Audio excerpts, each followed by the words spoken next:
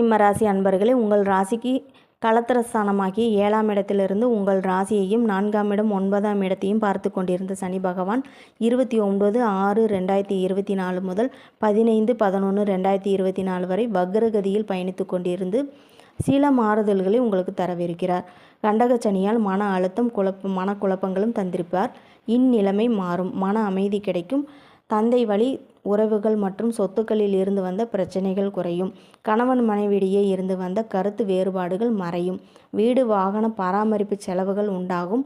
அதனால் நன்மையும் ஏற்படும். தொழில் சார்ந்த வளர்ச்சிகள் ஏற்படும். உடல் ஆரோக்கியம் மேம்படும்.